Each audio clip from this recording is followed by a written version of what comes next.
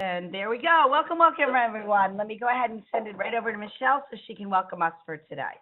Terrific. Thanks so much, Wendy. Hi, everyone. I'm so delighted that you're all here at the lunchtime hour for our webinar on emotional intelligence. And I'm Michelle Tenzik. I'm the president of East 10th Group. And we are a boutique consulting firm that provides people strategy, leadership development, and executive coaching services. And we are fiercely committed to helping leaders and their businesses thrive in today's complex environment. And we generally partner with growth enterprises and middle market businesses that need strategic leadership and human capital insight, perspective, and experience to grow and sustain their efforts. And this is one way that we do this, is providing a webinar just like this on a very relevant topic in today's environments on emotional intelligence. And so with that, I'm going to pass the baton right back to Wendy Wollner, who is the CEO of Balancing Life's Issues, a terrific strategic partner of East 10th Group, and also to Faeth, one of our terrific leadership advisors and executive coaches, who's going to take you through the topic of emotional intelligence. And I really look forward to an engaging, wonderful hour with all of you. Thank you. Wendy, over to you. Thank you. That was a great kickoff. So welcome, everyone, to what is one of our most favorite topics to talk about, emotional intelligence, and it ultimately making us a better leader and, honestly, a better human being. So this is, we're going to have a lot of fun here today. Frank and I are going to sort of co-host. We love this class to be super engaging. It is on mute just because we are recording this class, but also because we do want to have a nice, quiet environment.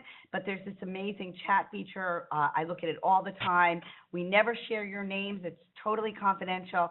So you'll see me write hi. You can ask us anything. Just be sure you send to, I'm the presenter or the host or whoever you want to send the note to. And again, we make these classes totally engaging, totally participatory. So please do not feel you need to wait to the end to ask a question or a comment or a challenging mind. We love to hear the critical thinkers in the room. And so as we delve through a topic and talk about emotional intelligence, certainly most of us have heard the word before, and we really love to talk about especially Yale's work. I was lucky enough to start studying with three gentlemen, Peter Mayer, Salve, and Caruso. Peter Mayer now is the president of Yale and has gone on to really found this Center for Emotional Intelligence. And really what the core, I'm going to date myself here. I was lucky enough to get involved in emotional intelligence, but I want to tell you my 1-minute true story of how I got involved. At this time, I was a single mom. I had started my work-life balance company, and my older son was 10. I'll fast forward and let you know he's now in medical school. He's 28, so I'm going back a long time. And I hear him on the phone with his buddy, his friend, saying, "Oh, your grandmother's dead? So what time are we going to the movies?" And I'm his mom, and I'm horrified, and I'm like, oh, my goodness. You know, here's a kid who's been reading encyclopedias for, since he was 3 or 4. And I could not believe how crass he was on this call. And so when he hung up, I called him over, and I was like, what's going on with that? What's the deal? How do you think your friend feels about his grandmother dying? And there's dead silence. And he just looked at me like a deer in headlights saying, I have no idea what you're talking about. And and Frank is laughing because I'm sure many of us know someone like that is super smart and just doesn't get it. And so that's how I started personally getting involved in emotional intelligence. Around the same time, Mayer, Salve, and Caruso were studying this hypothesis of how come being a valedictorian of a super, very selective college like a Harvard or a Yale or UCLA or an Oxford doesn't predict success. And this is the beginning of emotional intelligence. So for many of us, it's a new field, right? And Wendy, before you go to the next slide, I was going to mention too that one of the important points you just made is that there's not necessarily a correlation between EQ and IQ. They're which you're going to get into later, they're very, very distinct. And I think also when we tell people to label their emotions, sometimes the missing piece is the language itself. What words do we use to express how we are feeling? Many people think it's very soft language or it's not body language. It can actually be just a term that you like, that you use, that expresses what you're about to say, or it's your body language sometimes. So, it's very much like when you go to the hospital, what's your pain level? And sometimes you need to point out it's a 6 or a 7 with a smiley face. So that's a way of labeling things too. And that's a way of naming it so you can indeed tame it. Yeah, and I appreciate the fact that we are new to the game. I've been lucky enough to teach this pretty much all over the world. I've had the opportunity to work in China, in Mexico, in Israel, and actually in Cuba. And so it's amazing to see how many things we as American companies are really good at. Many of us are in global companies, but we also want to take a step back and say, where do we need to grow? And one of the questions are, can you have access to the slides at the end? Absolutely. We absolutely have no problem sharing the deck, so certainly we'll make sure that you get that. You'll also be able to have access to the recording as well. So keep the questions coming. And thank you. Some of you are saying that you can relate to the opening story. I really wanted to walk us through the idea that this is a full-year business course. I have a degree in industrial psychology at Penn. Penn has more of an emphasis on positive psychology and emotional intelligence. Harvard's Business School has a little bit of a different twist. They work on happiness and emotional intelligence. So every school has a different, little bit of a different lens, but the reality is emotional intelligence can be trained. So we know that for a fact, just like IQ, you can start at a lower, get to a higher. As I finished, with my son who's in medical school, this is a full year course in medical school. As a matter of fact, I spoke to him early this morning, and we chit chat in the morning, and it was interesting because he's working in neuroscience as we speak, and the first thing they learn to do is how to ask questions to make patients feel comfortable. That's all emotional intelligence. And there's a very famous practitioner in that world that he's also an executive coach, and that's David Rock, right? Yep. He runs the Neuro Leadership Institute, and he does talk about how emotion and brain work together, and how you can develop a facility over time to become more emotional and to be more emotionally aware. And what we want to do today is walk you through a process of start from beginning to end, and it's a great overview. So I'm a visual learner, and so because we're on the web, I'm going to do a visual example. So, Frank, ever have a glass of wine? Ever drink a glass of wine? Every night I try to, yes. There you go. So for those of us like Frank and I that may once in a while have a glass of wine, this is a very good way to understand emotional intelligence. If Frank or I were to walk into a wine store, Frank, if I were to walk into a liquor store today and just say, get me a bottle of wine, what might the wine person say to me? Well, what are your tastes? What do you like? What have you tried before? There you go. If I said red, they might say what? Dry, sweet, light, bold. Yes. So it is a very good analogy for asking probing questions so that at the end of the day, if I walk in and say, I want a Pinot Noir, I want to spend this much money, I want this kind of grape, I want this kind of region, I'm going to get the wine I want. And so for us, we need to understand the average human being goes through about 208 emotions a day, and we're aware of about 4. So I'm going to ask you to take advantage of the chat. Again, welcome to those of you who just joined. And send me or Frank or to all panelists, probably the best way to do it, send us a chat right now. How are you feeling? Let's see how we're going to do a quick little litmus taste. Send me off some notes on how you're feeling. And again, chat is we've got a tired. Keep going. Need to hear, we have stressed. Keep going, more of you. Curious, happy, excited, intrigued, overwhelmed. Oh no, computer technical. Aggravated, yeah. Yep, aggravated, a little excited. We've got a little excited. Okay. Interested, energized, exhausted, hungry. Okay. Mm-hmm. So we've got some good data. And so for those of us who are leaders and want to continue on our leadership, this gives us a ton of information. And if I'm running an organization, I'm running a meeting, I want to know how someone's feeling. I want to know where their base point is so I can then say, if they're hungry, maybe the best thing to do would be what, Frank? Give them some food. Are you hungry? Let me ask some questions, right? Yes. Be aware. Absolutely. And so again, if we look at the facts about emotions, they are a moment in time. They give you data that helps you move forward. So it's an idea for a leader to stop and say, how are you feeling? And for some of you curious, engaged, excited, great. For those of you who are saying stress is a mood that is made up of minimally 6 emotions. Some good, some not so good.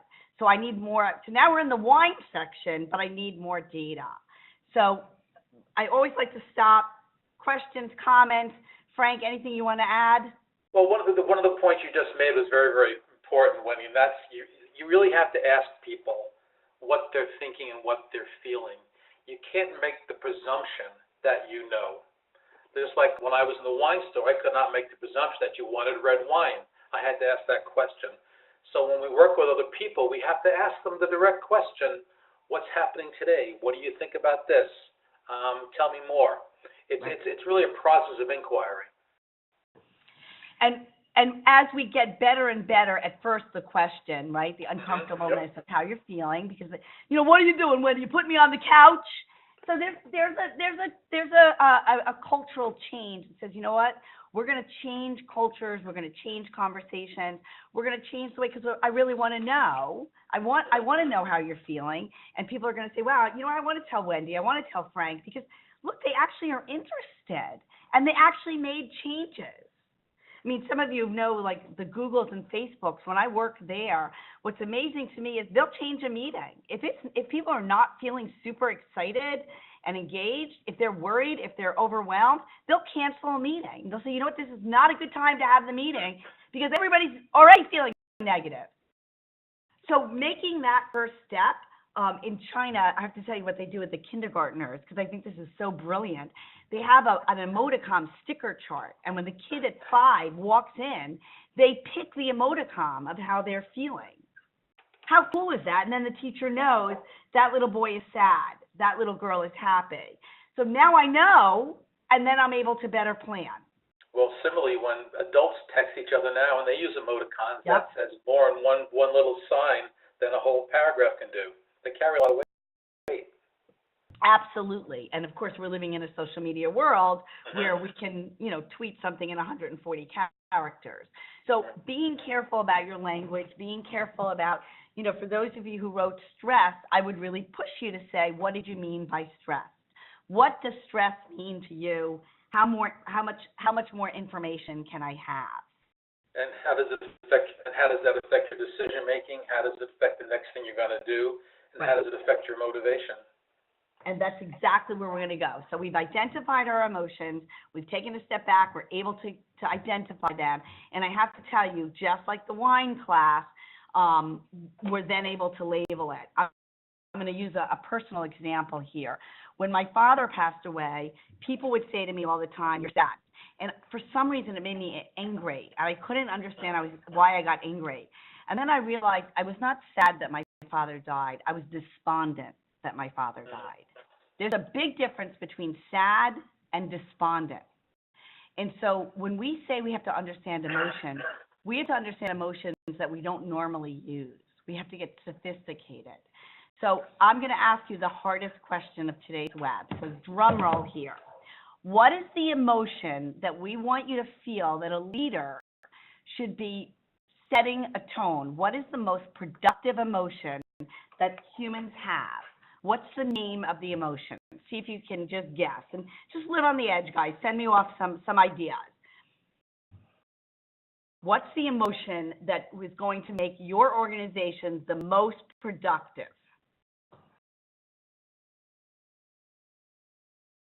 I need some guesses. Hold on, let me just see. Inspiration. We've got, okay. Excited, enthusiasm, encouraging, confidence. I love these. Engager. Close. Go even more. Go even higher. Go even more. Passion. Okay, close. Passion's the closest one we've gotten. I'm tempted to give that person the prize. Feeling value. And all of these are true. But neurologically, it's the emotion that actually drives confidence. It's the emotion that drives compassion. It's the emotion that drives appreciation. It's the emotion that drives flow and calmness.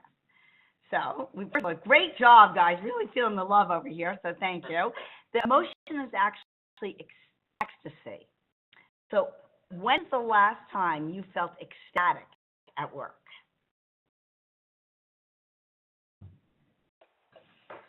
I'm waiting for everyone to say, good morning. So our job as leaders is to create an environment that is as ecstatic as possible, to that feeling. And so for some of us, that's the idea of understanding when's the last time we felt ecstasy. What does it mean for me? You and I may disagree. I've learned this as a CEO. I love doing these webinars. The more people, the more engagement. I'm all good about the little noises and it drives me to a state of ecstasy. I want to do a great job. Frank, I know, feels the same way. Anybody on the phone ever would get anxious about public speaking? Anybody feel differently than Frank and I?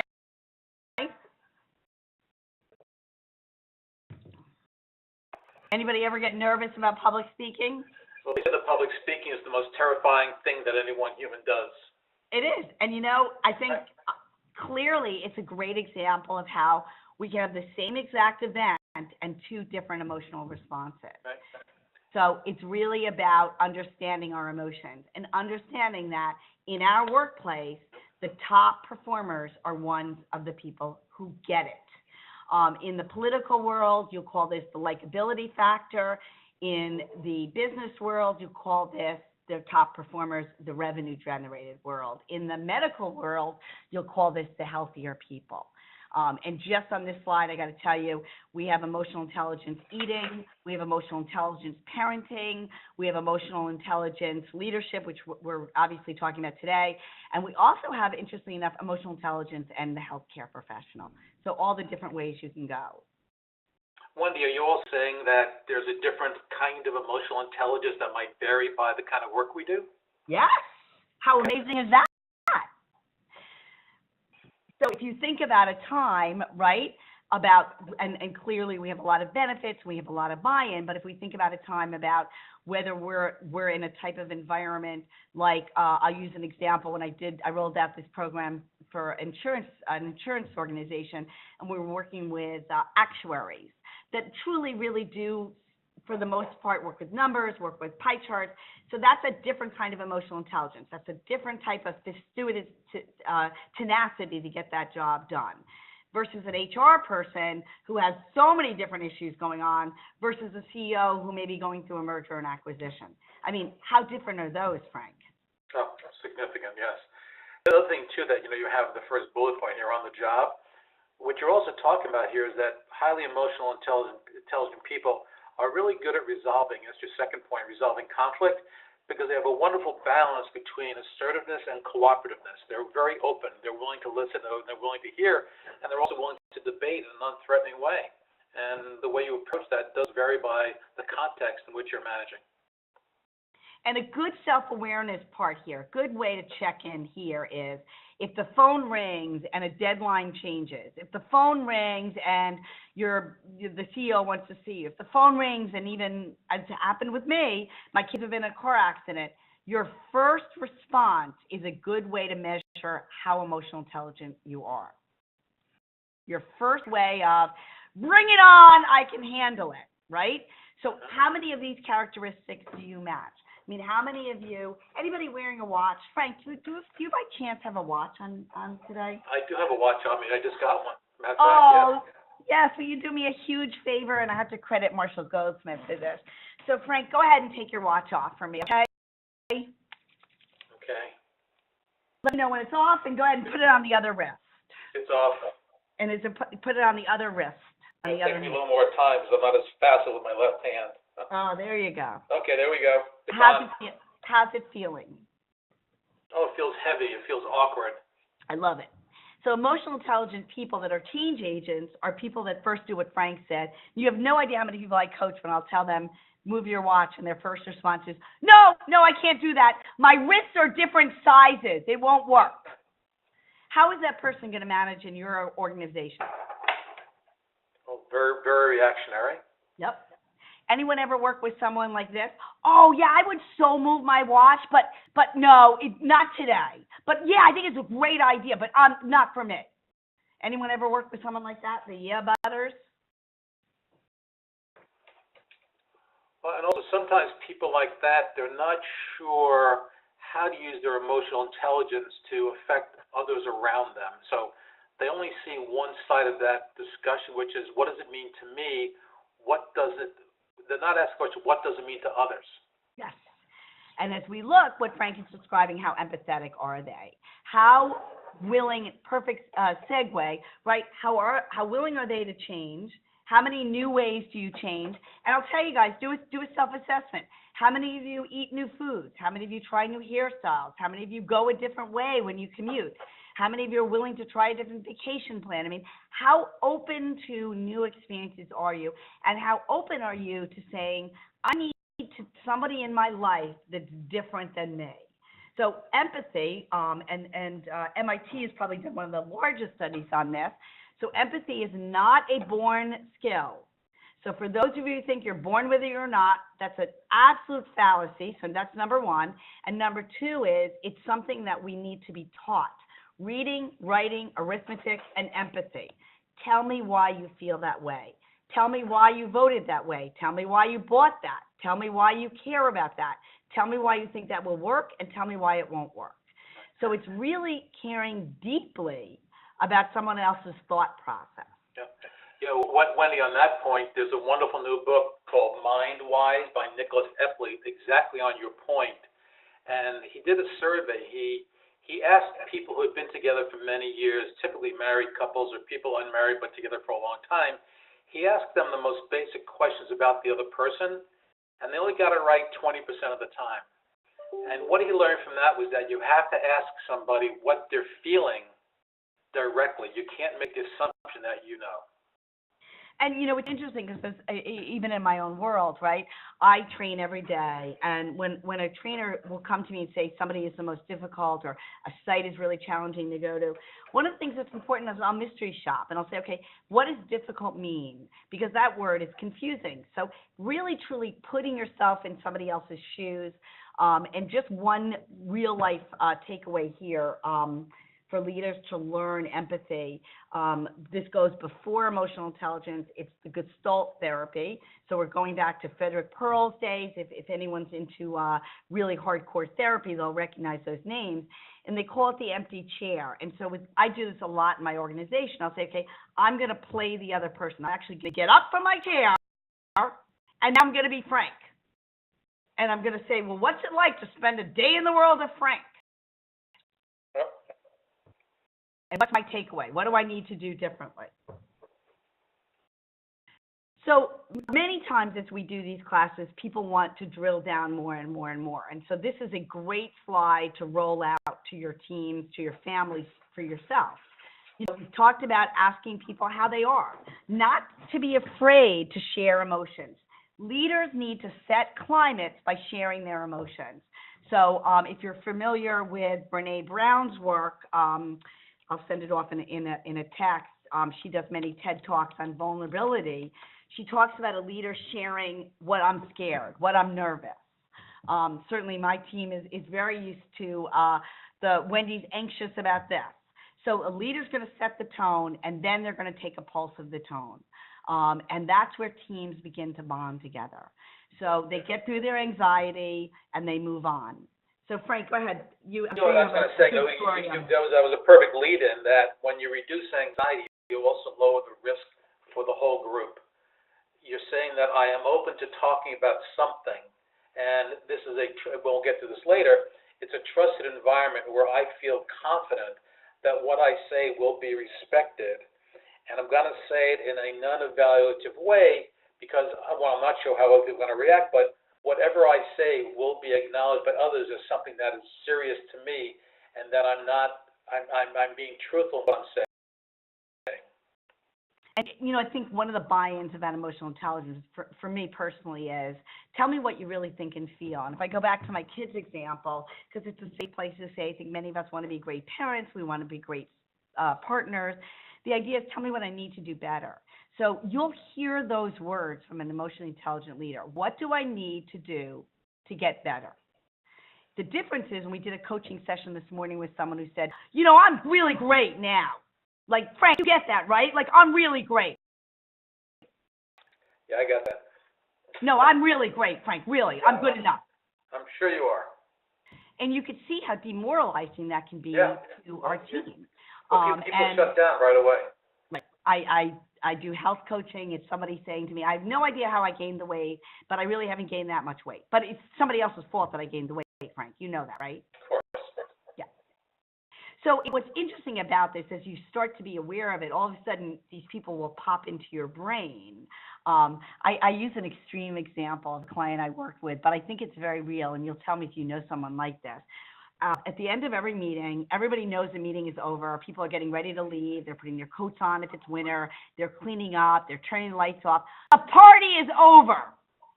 I have a client that I have to go up to him and literally say, the meeting is ending. We are leaving. And he responds by saying to me, I don't know how you knew that, Wendy.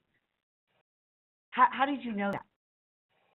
So where you are on the scale can be anything from the, I just need tweaking on these points, I need more sophistication, I need a better literate language, all the way to that I've really missed an entire group's organization. I didn't know that this was coming. And so when you look at your organization, you're allowing people to express even their most extreme feelings. Right. Well, Wendy, where does trust fit within the world of emotional intelligence? What do you think? You know, I think for most of us, I'm going to send off a book here that some of you have heard of that talks to this by Sheryl Sandberg. So I got to tell a story about that, okay, Frank? Sure, go ahead. So if you were to help me, and I came to you and I said, Frank, I'm going to buy a house. I'm going to buy a house, okay, Frank? Will you help me buy my house? Sure, I'll help you. Okay, but I don't know what to look for in the house. What should I look for?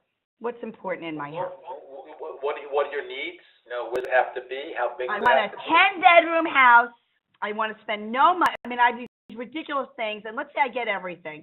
At the end of the day, what might be the most important thing for me to really look at in my house? Well, my perspective would be practicality and closeness to work. Okay. And affordability. Okay. So if we check all these out, Right. It's a good analogy. And by the way, Frank and I did not rehearse this. We did not. We did not. So what happens is that's our immediate thought process. And I know you're thinking, what does this have to do with Frank's question about trust? You know, really the most important thing in a house, and we'll take a step back, is the foundation, right? If I have a crack in my house in the foundation, Frank, what could happen to my house? It could fall down. But it's possible that we take it for granted. Mm-hmm. So the foundation of an organization, the foundation of a human being is, you've got this, right? You say to, Frank says to me, Wendy will be on the web at 11:30, and Frank says, you know, there's something about Wendy that I trust that she's going to do that. She's made me feel confident in her ability. Well, and respect. Right? Yeah. Right. And the other thing, too, which I think you might be getting to, is that, you know, in Lencioni's book about dysfunctions of a team, the foundational layer is trust. And so clearly, as you go on from emotional intelligence, and I sent off a book called Taming Your Gremlins, people usually like resources. You know, a foundation of emotional intelligence is trust. So it's confidence. It's all the pieces. And someone saying, oh, my God, I'm surprised by that, of people not being aware. And, you know, I think it's so interesting in that. And by the way, I have seen leaders, Fortune 50 CEOs, not know when something is done, or not know how to respond to the death of an employee. So, I mean, the assumption that someone is good at this, the assumption that someone understands trust, is a really, really core value. And once you start teaching emotional intelligence, what starts ending up happening is, and I want to be clear about this, is people are then at a more open conversation where they say, you know what, I'm on a team with Mary or Jane or John, it doesn't matter, and I'm worried that they're not going to get their job done. Let me tell you, that is an awesome conversation to have, because better you have the conversation before than after the job is done either incorrectly or late. And so what Frank is asking is, how does emotional intelligence change the culture of your organization? It allows you to communicate about everything. And the question came in about self-awareness. So I think it's incredibly important. Your questions are way more important than the Frank and Wendy show or the Wendy and Frank show. So absolutely. Self-awareness means that you have done your intake. And let me tell you, you can use your own 360. Do I have the depth of relationships with my key people? So when you're doing your own self-awareness, and that's the question, when you're taking your own self-awareness, you're saying, you're asking yourself probing questions, am I the go-to person? Are people telling me how they feel about things? Are they sharing? That's the first question. And the second one is it enough? Do you want to know more? I worked with an organization, again, a sort of extreme example, but very real, where the manager hired me. He said, look, they love me. They love me. And when I walked in, you could see the parting of the sea. Nobody would sit next to him. And they came up to me at the break and they said, can you ask him to leave so we can actually share what's going on? So you've got to be willing to, I call it get on the scale. You've got to be willing to say, what else do I need to do? And Michelle's going to talk about this at the end, about how coaches can help you do this and how programs can help you have a better self-awareness. I'll share with you, I don't think I'm ever done on this. I mean, even if I thought I was done on one moment, everything else changes. For me, it's always been a phone call. I mean, really in my life, it's always been either a good or a bad phone call. And so I was really self-aware yesterday, and then today something happened, and now I had to readjust. Well, that's a very good point. And, we know that over time EQ can change because we become more aware of our emotions and how to use them in everyday life. And sometimes it's the easiest approaches that can make a difference. For example, when I have clients who are typically sometimes not emotionally intelligent, I'll say just do some small things. Say good morning to somebody at the dry cleaner, or getting coffee. How are you today? Sometimes people don't exude emotional intelligence because they're afraid to have that initial conversation that can really open up the relationship between two people, even if it's just something which is very, very transactional. And what's interesting, the question came in, okay, but I trusted someone and they took advantage. Listen, I'm divorced, and I'm divorced twice. And while that's a personal example, I have had disappointments, both at work or at home. That disappointment begins to change our foundation. So when you've been disappointed about someone who takes advantage of you or just disappoints you in general, one of the things an emotional intelligence person is, they make a decision. I want you to think about a fork in the road. You have a choice to share that disappointment, or you have a choice to suppress that disappointment. And there's no question, if I'm working with a top client and the stakes are really high, I don't share how I'm feeling all of the time. I make a choice to suppress that emotion in that moment. But then I'm going home and I'm calling Frank. Because what I will tell you... And I will take the call. Right. Thank you, Frank. What I will tell you is, and I could go on and on about this for an hour, if you suppress emotions on any kind of regular basis, I can guarantee you will have a health consequence. So last year, the American Medical Association, for the first time in history, proved that your lifestyle choices are a greater predictor than anything. I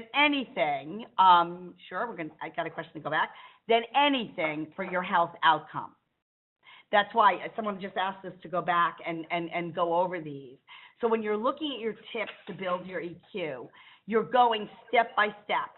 What are your triggers? And actually, I appreciate the thought to go back. Let's stop for a second. Tell me some of your triggers. What gets you going? And I'll describe a trigger very real. If you've ever been driving in a car and somebody cut you off, and you start, your triggers. So send me off some of your triggers. Something that gets you going. You can feel your heart beating, surprises. Okay, keep going, come on. I need a lack of respect. People being late. One of mine is slackers. Someone speaking over me, yelling, impatience, nonchalant, calls in the middle of the night, chaos, getting yelled at. Okay, so we've got a good list of it. So the first place you're going to start is you're going to know what your triggers are. Someone steps on me, not listening to me, being condescending. This is an awesome list. By the way, we'll save this chat, the chat as well. And then what you want to do is say, okay, What's the way that I want to respond? The best part about emotional intelligence, the best part is, I don't care what the trigger is. I really do not care what the trigger is. We can all have a different trigger. You always have the choice of how to respond, no matter what. Someone's not lying to you. Someone's condescending. Someone's yelling at you. Someone's wrong. They're rude. You can fill in the blank. How amazing is it that you get to take a step back and do me a favor. Everyone put your hand on your stomach, your abdomen, a little lower than your stomach, and just take a deep breath in. Just let it go. That's breathing, by the way. It's helpful. Now let me teach you a really clear one. Take a deep breath in for 6.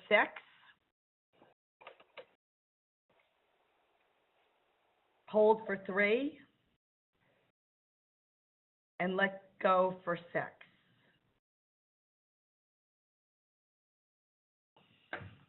So can you comment on how you use these with leaders, these action items? Oh, certainly, yes. I do start with triggers because what I will typically do is I will conduct an emotional intelligence assessment, and then the client and I will go through it. And the lower scores, we will work on what is creating that lower score, and how does that affect how they work every day in their profession, but also how do those behaviors bleed into their personal lives? Because I find in coaching that professional and personal lives really do overlap. And then then if we do a 360, we'll get feedback from other people. Your second chevron here about how people are working in the workplace themselves. And I think the most important part of this particular slide, Wendy, is that you're asking people to say to somebody else, I really want to find out more from you about how I am. And so I ask questions of my clients about how comfortable are they speaking to others and hearing feedback which might make them uncomfortable. And I think one of the first slides you pointed here goes to the old notion that somebody who is emotionally well adjusted can deal with the vagaries of their emotions. And so when you're getting feedback, you have to be able to withstand it, but also give feedback in kind and in the moment. Great. If we continue on, hang on one sec here. Okay. Well, Frank, let me let you drive this slide, and then I'll go after. Well, certainly, yeah. Well, tips to build your EQ. Well, the one I want to go to first is the second one from the bottom. Welcome to difficult conversations. You have to be willing, if you have a strong sense of self and a strong self-regard, which are all aspects of emotional intelligence, you have to welcome differences of opinion. And differences of opinion are nothing just other than two people with a different point of view. It doesn't have to be a negative. So emotional intelligence allows you to come into the conversation and the situation with an openness you might not already have in place. And the other point I want to make here is that the second chevron is about the dynamics of a situation. And that means that you need to adapt. You need to be open. You need to be listening. You have to be up for changing the way you are thinking and the way you're considering. So you don't want to go into a conversation of any type with a pre-written script. You want to be open to what you're about to hear. And then last but not least, the third item from the bottom, manage expectations appropriately, which is sometimes it takes more than one attempt to get to where you want to go. So each one of these tips on the previous page and this page, you can sort of begin chopping away at one by one. So it's a very, very robust list. Yeah. And, again, it has to do with what do you want to be when you grow up? What kind of leader do you want to be? What kind of organizations do you want to run? And, the difficult conversations for most of us are the ones that actually spur growth, right? They're the ones where somebody can share anything. And add under that, this is the first time in American history we have 4 generations in the workplace. So managing a millennial, not uncommon to be a challenge. But if you're a really emotionally intelligent leader and maybe they speak to you in a way that you're not used to, if you're a different generation, you're going to say, okay, you know what, I'm going to take a step back, and instead of being angry, I'm going to be excited that they felt that they could come to me with the solution. Yeah. So I have a story about a leader who was smart enough a young kid who had been at the organization, the engineering company, for a whopping 1 week. They walked into the CEO of this engineering company and said, I have a good idea. I have a great idea. And, this emotionally intelligent leader was smart enough to take a step back and say, okay, this is totally out of the norm. You skip like 12 layers up, but maybe there's something I can learn from this. And maybe we can teach them how to work within our organizational culture. But maybe we can also take a step back and say maybe there's something worthy of learning. Yeah. I was going to look at a similar situation, Wendy. I have just the opposite, actually. I have a client who has low emotional intelligence, and what we found is that the low emotional intelligence leads to lower executive presence because it does not engender in others a sense of trust, which we talked about before. So my objective with this client is to first build his emotional IQ and the language and the words and the situation, which will then go to increase his presence, which will increase the way that people want to follow him and see that presence is more than about style. It's about, are you listening to me? Can I listen to you? And are you open to criticism and working with the rest of us? Yeah. And I don't know if anybody remembers, but I have to tell you, I actually had everyone in my company go watch Inside Out, if you remember the movie. I've seen it probably 20 times. If you go back and rewatch the movie, it talks about how do I speak about languages and the importance of feeling them. So it's a great reference to everything that Frank. Some people are saying they love that movie. I have to say, I recently did a mandatory fun thing with my 3 grown kids, and I made us sit down and watch it again. We went through a challenging family situation, and I wanted them to talk about it, and they didn't want to talk about it. And that movie, that drove that change. So again, Frank, let's switch it up. You go first. Yeah, sure. These items here that if you think about being open to other ideas, you have to ask people what they think. Now, this is upsides and downsides from a very practical point of view. If you seek feedback from somebody who works for you, they might not be as honest as you want. So that's one of the benefits of through coaching and the work that Michelle does to seek feedback from a 360, and that's a wonderful thing. But even in the moment, you can ask somebody, is my logic okay? What do you think about this? So you don't have to talk about it in emotional terms. You can think about it in very practical terms, which is what I think that's where the rubber meets the road. And then find out for yourself. One of the big things that East 10th Group does is they'll say just do one thing. Tomorrow when you wake up, just do one thing differently. Wendy mentioned before about Marshall Goldsmith and the watch. He says in his book called Triggers that the hardest thing for an adult to do is to change behavior, which is why New Year's resolutions go out the window on January 3rd. So if you can limit your behaviors to changing anything rather, just make it one, and realize that it's going to be possible in the long run. You're not going to get immediate gratification, not get an immediate reaction to this, but if you keep at it, just like training a muscle, this will become very natural to you, and you'll begin to change just the way you approach emotions, the way you approach people, and the way you approach every day at work. It's a lot of exercise that really makes a big difference here. And that's such a great point. I want to just go back to the idea that we do things differently, right? So look at the triggers. We listed the triggers. Frank helped you list your triggers, right? I helped you list your triggers. And then you go to, well, I usually do this. I don't want to usually do that. I want to actually make a change. So seeking feedback is a great example. I mean, no one feels great when someone comes to you and says, I wish you would have. You don't say, yes, that sounds great. But you take a step back and say, wow, you know what? I want to get better. So thank you for sharing that. I know that, if I did we have time. Let's do a thing. I'll own this feedback, and Frank will do it together. So give us some feedback on how the web is going. Let's actually show you how emotional intelligence works. What do you think, Frank? Should we try it? Absolutely. I'm open to it. I'd like to hear feedback, certainly. Good. So let's take a moment and let's do a poll. How's it going? And then you guys send some chats off to tell us how we're doing. We've got some entertaining. We've got some helpful, like the energy. informative, fantastic. Wow, it's going well. It's insightful. So we're having this great discussion. And now if I pushed you a little more, I think, so let's ask you, what's the one thing that Frank and I, and people are saying they like the dialogue, Frank. I love the radio That's show. good. Nice to hear. That's great. Thank you. Yeah. Talk about more self-help, Frank. So there's great. I'm going to give it back to Frank in a minute to do that. Dig in a bigger bit. Okay, so Frank, this is awesome.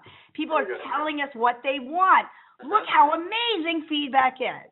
So Frank, can you dig in a little bit more as a leadership expert and on when you coach people, how you get them self-help? Certainly. The first way to get them the help that they need to succeed is first you have to understand the context in which they're operating. But number two is, I would say this is 1B of two parts of number one, is that you have to make sure the client really wants to change behavior, that he or she sees a benefit in doing so.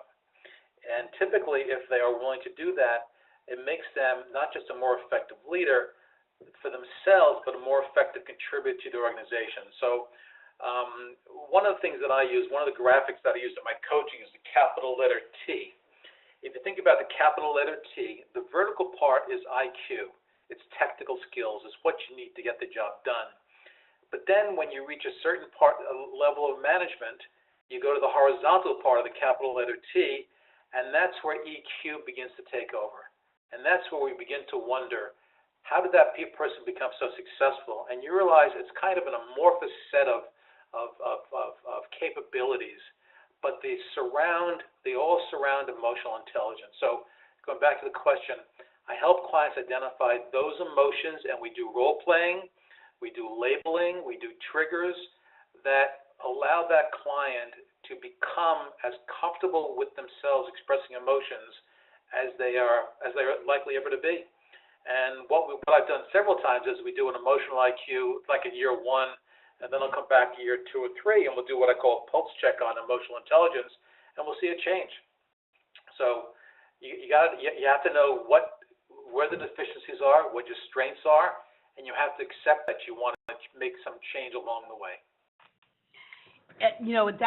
It's great to hear Frank talk about it, so you can get a better sense and you can really see how feedback works. We ask, and you tell, and then we change. It's a great example, right? If you think about it from a business point of view, if I walk into Dunkin' Donuts today and I smell coffee, what do you guys think? How many of you think it's real or fake? What do you think? Real or fake? And I did see the question. I'll get to it in 2 minutes. Real. We've got a lot of reals. So let me pop your bubble. In almost every situation, it's fake. Because when we smell coffee, we want coffee. Oh, no, yes, I hate to pop you the bubble. If I go into, I won't name the store, but some of you know it.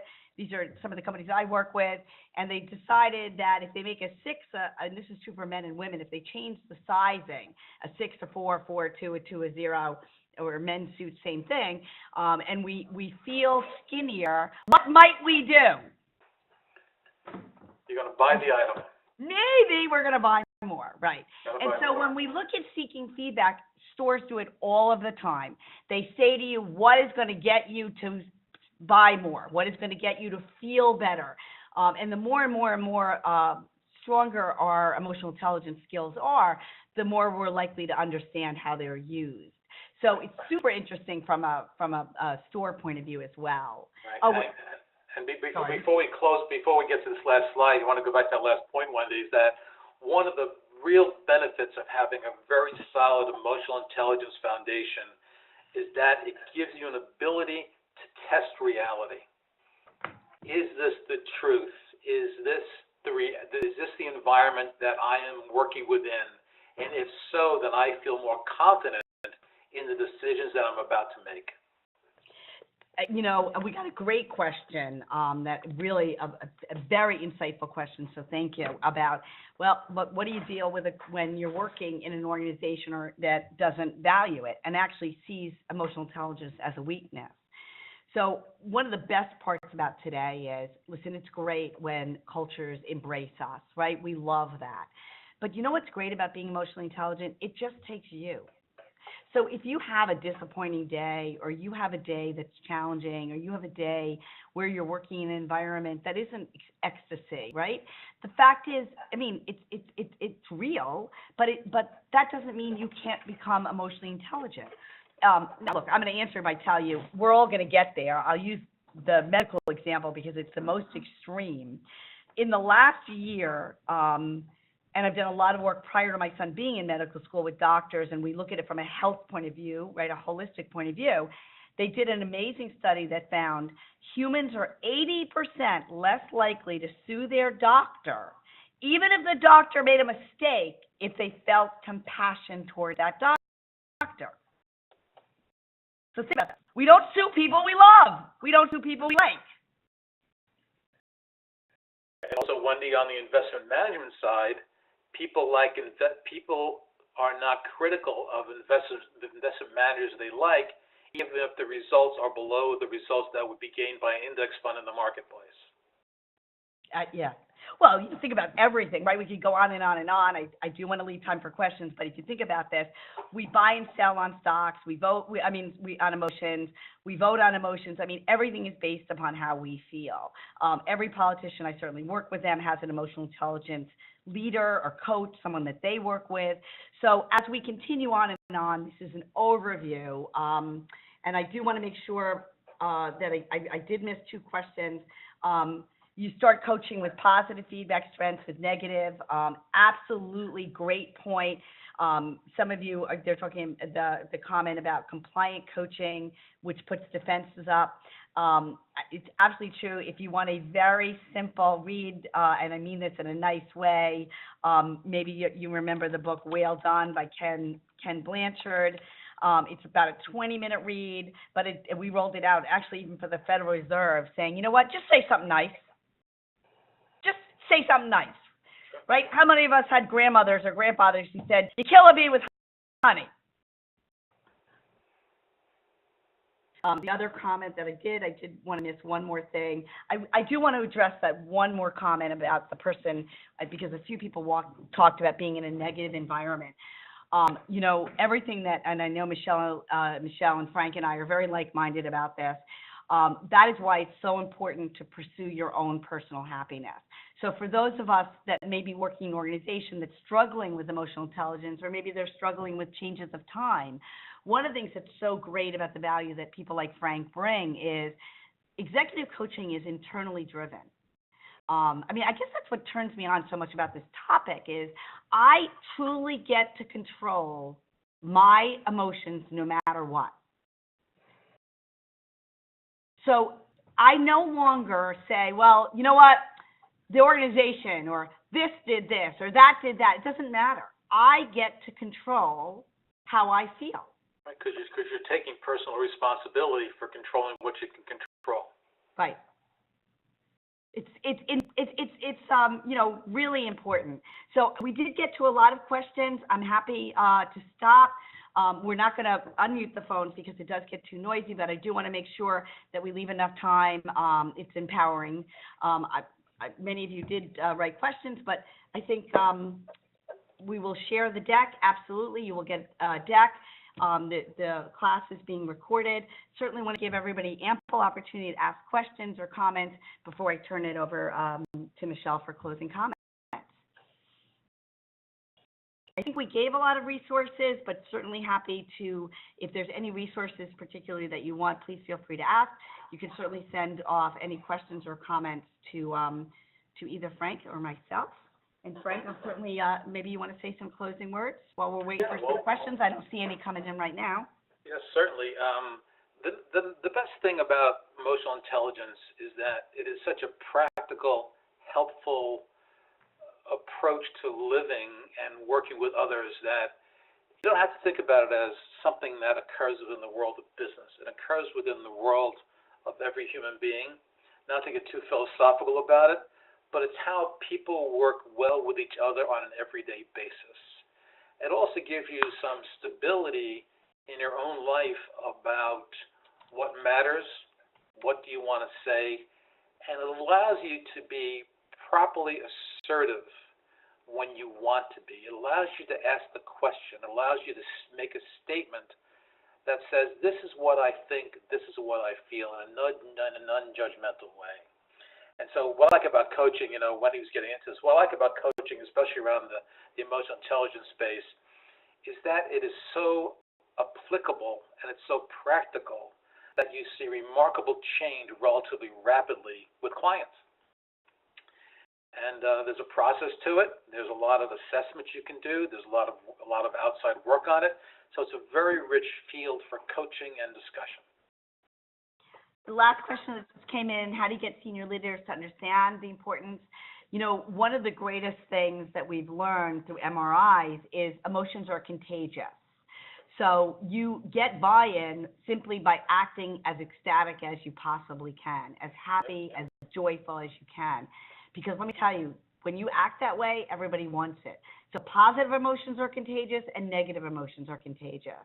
And for those who are asking about influencing and inspiration, leadership is defined, I teach at a business school, on inspiring and influencing someone to do something. So you get them on board by being an influencer, by being inspirational. And I have to tell you, most of the people that I work with that I've trained in this field will tell you, not most of the time, but all of the time. So for those who are asking on how do you spread this, I wake up in the morning and I ask myself, what's the emotion I want for that team? And I look, is it joy? Is it happiness? Is it ecstasy? What is the emotion? And how am I going to get them? How am I going to get them on board? I'm going to start with me. I'm going to let Frank. The question is some assessments to use. Sure. Give what you want first to get what you want. So absolutely, thank you for sharing that. And we've got just one more minute, Frank, because I want to turn it over to Michelle then. Okay? Yeah. The EQ assessment that I use, it's out of a firm called Multi Health Systems. You have to be accredited to use it, and it goes back to some of the first concepts around emotional intelligence, self-perception, decision-making, interpersonal relationships, as I mentioned before, reality testing. And it allows you to gauge yourself against others from the same age and gender or overall, but also allows us, as Wendy's pointed out during this discussion, that it allows you to evaluate yourself against 220 top leaders who have significant emotional intelligence. And we use that, and I see it as an assessment. It's not a test. Low scores and high scores are both at issue. So we try to find a balance, and above all, which Michelle could tell you, is that we try to tell a story. What do all these pieces mean, and where do we focus our attention to enhance your effectiveness in using your emotional intelligence? So if you want to look it up, go to MHS.com. They have samples of what they call EQ 2.0, and if you want more information, I'd be very willing to send you copies of that. It's not proprietary. And that's the kind of evaluation we do. And then the most important thing, too, about that EQ is that we can do an EQ for the group. We can have a bunch of people take the EQ, do separate analyses and feedback sessions, and then also do it for the group as well. And it's really intriguing when you see the differences in outcomes. Great, thank you. And let me just thank Frank for co-hosting with me. I'm going to send it right back to Michelle. You're welcome. Michelle. Great. Thank you so much, Wendy and Frank, for such an engaging afternoon. And I just want to quickly close with everybody that, as Wendy and Frank commented on, we believe at East 10th Group that a great way to up-level your emotional intelligence is definitely through coaching. And Frank and I would be happy to talk to you further about this. Our contact information is up on this slide. We're so appreciative that so many of you joined us today. And do stay tuned. We will be sharing resources with you. You'll be getting an email from us tomorrow with an article that Frank has published on emotional intelligence. And following that, we'll send you our EQ information guide. And shortly after, you'll get our slide deck as well. So thanks, everybody, so much for a great afternoon. And again, Frank and I would love to meet with you in person to talk to you about coaching, about emotional intelligence, and how we can up-level that for you and your organization. So much. Thank you, everyone.